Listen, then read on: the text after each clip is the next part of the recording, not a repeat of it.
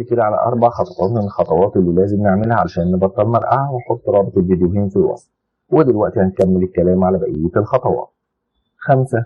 زود تركيزك. انت عمال تنط من تلهية للتانية، فدايما عندك سبب انك تسيب المطلوب منك علشان تجيب كوباية شاي او تعمل مكالمة تليفون او تريح ظهرك شوية. طيب ده بيحصل ليه؟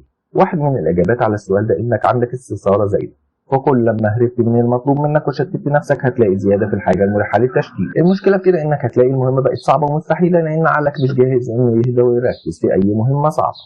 علشان تسهل على نفسك انك تعمل المهام الصعبة او المش محببة او المملة يبقى لازم تقلل من مستوى الاستثارة، وده عن طريق انك تتخلص من اكبر كمية من مصادر التشتيت وتبتدي بالحاجات المهمة قبل ما تنقل على الحاجات التانية. الانترنت اكبر مصدر للترهية، علشان كده يبقى اول حاجة تعملها لما تيجي تعمل المطلوب منك انك تقفل الواي فاي. وباختصار واحدة من احسن الطرق في التخلص من المرقعة هي انك تبتدي بالحاجات المهمة الاول. عقلك بيلعب عليك علشان يخليك تتمرقع، وبعض الالعاب دي هي الرجوع للشغل سهل. عقلك هيقول لك انك تقدر ترجع تكمل شغلك في اي وقت، لكن في الحقيقة هتلاقي ده مستحيل. تقدر تكمله بعدين. عقلك هيضحك عليك انك هتخلص الموضوع النهارده في اي وقت، وحتى ممكن تخليه لبكره، لكن بكره هيجر بكره ومش هتخلص. 6. اتخلص من خوفك. واحد من اسباب المرقعة هي الخوف. انت ممكن تكون خايف انك مش الواد اللي هو اللي هيقدر يعمل الحاجة دي. الخوف من انك مش كويس بما فيه الكفاية بيخلي الناس يعملوا اقل من المطلوب يقدروا يعملوه في الحقيقة. ده مش معناه ان حتى الناجحين ما بيحسوش انهم مش كويسين بما فيه الكفاية، ففي الحقيقة كتير منهم بيحسوا الاحساس ده، لكن بالنسبة لهم بيكون دافع علشان ينجزوا. فالفرق بين المنجزين والمتمرقعين ان الاول بيستخدم احاسيسه بقلة الكفاءة علشان يطور من نفسه ويواجه خوفه ويتغلب عليه ويعمل المطلوب منه. ولحسن الحظ في حاجات كتير ممكن تعملها علشان تتخلص من الإحساس بعدم الكفاءة ده.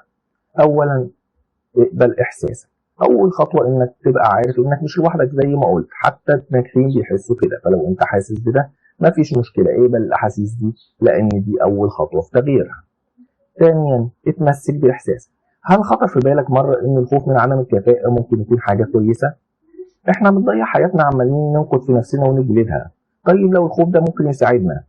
واحد من الادوار الاساسيه لمشاعرها انها توجهنا، انها تقول لنا على الطريق الصح، انها تكشف لنا الغلط وتشجعنا نعمل تغيير ونحسن من نفسنا. فلو حسيت بالخوف من انك مش هتقدر تعمل الحاجه دي او انك مش كويس كفايه علشان تعملها، ده معناه انك حاطط معايير عاليه لنفسك. انت عارف انك تقدر تعمل احسن، وكل لما تطور قدراتك وتحسنها هتلاقي في تحسن في حتت كتير من حياتك.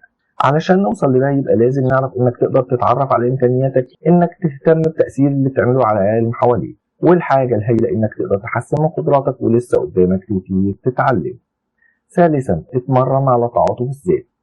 زي أي حد بتعمل اللي عليك بالموجود، لكن لو كنت تعرف إن في أحسن كنت هتتصرف بطريقة مختلفة. فلما تلاقي مشاعر النقص عمالة تدخل ليك اتعرف عليها وبعدين فكر في نفسك إنك كويس.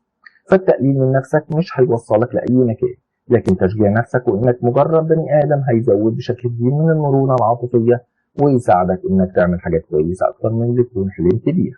لما نتمرن على التعاطف الذاتي هتتعلم انك تثق بنفسك وهتكتشف ان التشجيع هيزيد ويخليك تعمل المطلوب. فالتعاطف الذاتي الاداه الاساسيه للمرونه العاطفيه، ولما نتمرن عليه وتمارسه هتلاقي نفسك زي عود القصب تميل مع الريح لكن مش هتتكسر.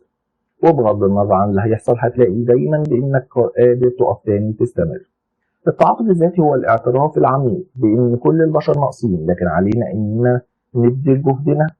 الاعتراف ده لوحده هيخلينا متقبلين نفسنا أكتر ويساعدنا نعمل أحسن، وهنبقى نعمل فيديو مخصوص للتعاطف الذاتي. 7. ظبط روتين حياتك.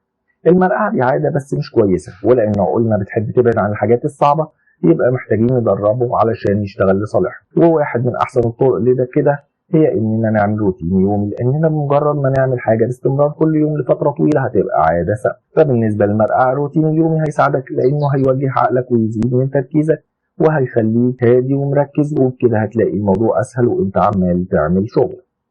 نوصل لكده ازاي؟ علشان نعمل روتين لازم نمشي على الخطوات. اولا، حدد امتى وازاي هتعمل الروتين ده. علشان تبرمج مخك يبقى لازم تبدأ الروتين اليومي في نفس الوقت وفي نفس المكان كل يوم. وانت شغال هتلاقي الإلهام والتشجيع جم لوحدهم وهتلاقي ان الموضوع ما كانش صعب. ثانيا، حدد بالضبط ايه اللي هتعمله. الخطوة اللي بعد كده هي انك تحدد ايه اللي هيكون الروتين. اختار حاجة بسيطة تساعدك انك تركز، زي مثلا التأمل شوية دقايق او عمل كوباية شاي او تمرينات التنفس. وانت بتعمل كده ابعد خالص عن انك تبص في تليفونك او تشوف اليوتيوب او اي حاجة تانية تشتتك. ثالثا ابدأ. اول ما تخلص تحديد الروتين ابتدي على طول وابتدي في الحاجات المهمة الاول، ولما تخلصها هتحس احساس لطيف بالانجاز هيخليك تعمل حاجات تانية. رابعا نفذ من غير تشتيت. اخر حاجة اتأكد انك تقدر تشتغل بعيد عن اي حاجة تشتتك. لازم تكون الحاجات اللي هتبتدي بيها سهلة وتبعد عن المشتتات. استنونا فيديو جديد وموضوع جديد، وما تنسوش تشتركوا في القناة وتفعلوا زر التنبيهات علشان يوصلكوا كل جديد. ولو الفيديو ده عجبك اعمل لايك وشير.